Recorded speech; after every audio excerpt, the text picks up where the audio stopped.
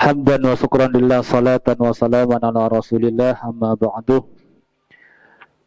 maghfiratan wa rahmatan ala rasulillah qala Allah ta'ala fi kitabil karim a'udzu billahi minasy syaithanir rajim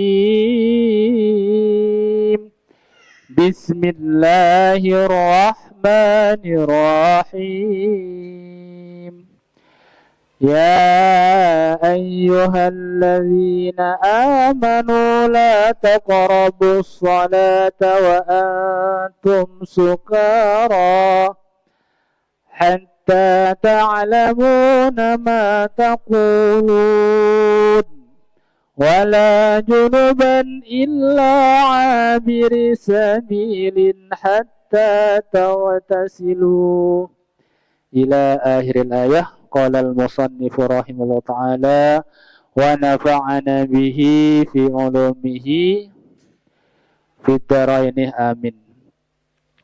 Kita akan melanjutkan kajian kitab Bidayatul Hidayah Adabul Ghusli, yaitu adab mandi. Adab mandi. Jadi segala sesuatu kalau ikut adabnya, kalau ikut ilmunya, insya Allah bernilai ibadah kepada Allah Subhanahu wa taala.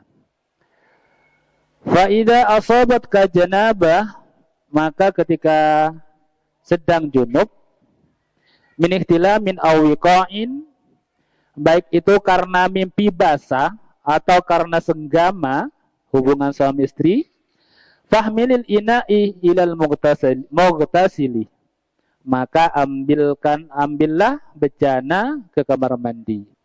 Kalau sekarang kan sudah ada kamar mandinya, tinggal ke kamar mandi. Wa bismillahi ta'ala awalan. Sebelum mandi, jadi sebelum mandi sudah sampai di kamar mandi, baca basmalah dulu, bismillahirrahmanirrahim. Wa ghsil yadaka awalan, dan cucilah tanganmu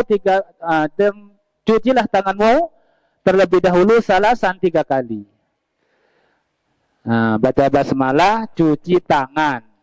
Wa azil ma'ala badanika min qadrin, dan bersihkanlah kotoran yang melekat di badanmu.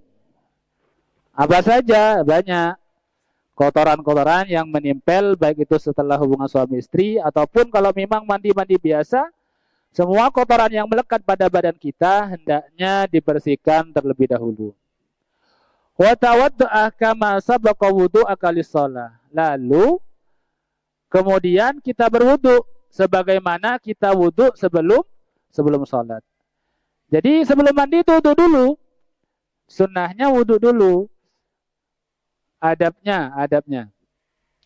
Ma'jami da'awat, beserta dianjurkannya doa-doa. Wa akhir ghasla rijlaika kama la yudi'ul ma. Kalau bisa, akhirkan mencuci kakinya agar tidak membuang-buang air. Nah ini. Jadi Islam itu sangat memperhatikan bagaimana kita agar selalu hemat dan tidak boros air. Fa idza faragta minal wudu, kalau setelah wudu, fasub bil ma'ah ala ra'sika, baru menuangkan air ke kepala, ya, ke kepala, salasan 3 kali. Wa antah nawin, ketika itu pula juga kita niat apa? Niat mandi. Makasih. Kalau mandinya untuk menghilangkan hadas besar, maka kita niat menghilangkan hadas besar. Karena nanti percuma kalau kita mandi tapi tidak niat, berarti harus mandi lagi. Salat subuhnya nggak sah. Karena kita dalam kondisi keadaan hadas besar. Kalau nggak ada besar, nggak apa-apa. Maka niatnya gimana, Tad? Boleh dilafalkan. Ingat, kalau masalah dilafalkan atau tidak, itu kembali ke masing-masing.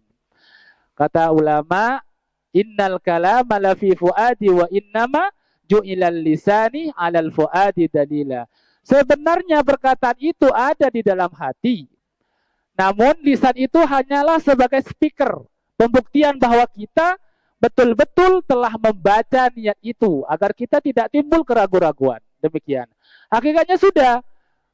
Ustadz, bagaimana? Arab apakah harus Latin? Ya namanya niat, monggo. Boleh Arab seperti yang diajarkan ke anak-anak. Ataupun memang kalau orang tua kita atau kita terbiasa dengan tanpa Arab, ya nggak apa-apa. Yang penting niat menghilangkan hadas besar. Begitu. Jadi harus wa antanawin dan dalam kondisi berniat. Raf'al hadasi minal janabati. Jadi betul-betul berniat untuk menghilangkan hadas besar karena junub. Summa ala sakikal aiman salasan. Baru setelah itu, setelah menuangkan di kepala dan niat, menuangkan air ke sisi kanan badan. Jadi diambil dari kanan dulu. Kalau di Maraqil Ubudiyah itu jelas. Nanti boleh dibaca secara detail tentang adab mandi. Dari depan 3 kali dulu, dari belakang 3 kali. Maksudnya siramnya. Jadi dari kanan dulu. Karena Nabi suka tayamun. Suka mengawali sesuatu urusan penting dari kanan. Tayamun. Pakai sandal dari kanan. Oke, begitu pula ketika kita wudhu ataupun mandi.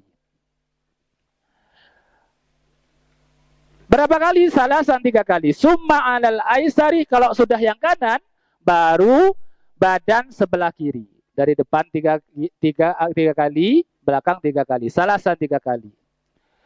Wa adluk ma akbala, gosoklah dari depan min badanikah wa ma adbarah. Dari depan dan belakang. Wa ma adbarah. Wa khallil sya'rah ra'sika, renggangkanlah rambut kepala, walijain dibika, wa ausil ma'ah ilal ma'atif, wa manabit sya'rih ma khaffah. Jadi semua diratakan. Kalau ada lepitan-lepitan, mohon maaf, kalau saya agak sedikit lebihnya. Okay? Jadi kalau ada yang kelebihan, mohon maaf bukan nyinggung, itu betul-betul digosok. Sampai air itu betul-betul masuk. Di kepala juga sama, rambut. Demikian, harus masuk. Agar semuanya betul-betul basah, ya, dan air itu masuk. Demikian. Sehingga tidak ada air yang sia-sia mengantarkan kepada badan kita sehingga badan kita betul-betul bersih dan suci. Wa makasfu wahdar wa makasfu dan baik itu ya, baik itu rambutnya tipis ataupun tebal. Nah, setelah selesai mandi bersih semuanya, wahdar, hati-hati anta musadzakarokah ba'dal wudu, menyentuh kemaluanmu setelah wudu. Fa in asabathu yaduka fa'iddu wudu. Kalau sampai itu terjadi, maka yang tadi itu kan kita wudu dulu nih. Enggak sengaja nyentuh kemaluan setelah mandi, maka wudu lagi. Kalau setelah mandi terus enggak menyentuh kemaluan, enggak apa-apa enggak wudu lagi. Karena kita dalam kondisi punya wudu.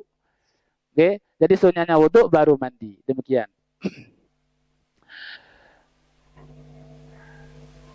Wal farida min jumlati dari kulihin niyah. Adapun adab selanjutnya adalah terkait dengan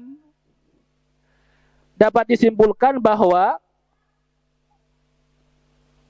ini adalah kesimpulannya fardu atau perkara yang wajib dalam mandi ialah yang pertama niat, menghilangkan najis di badan, terus hadas besar niatnya, menghilangkan hadas besar, meratakan air ke seluruh anggota badan sehingga tidak ada sedikit pun yang tidak basah.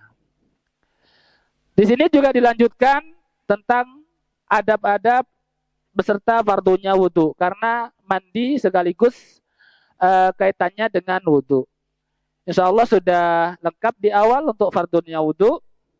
Niat, membasuh wajah, membasuh kedua tangan hingga kedua siku, mengusap menjela kepala dengan air, membasuh kedua kaki hingga mata kaki, dan tertib.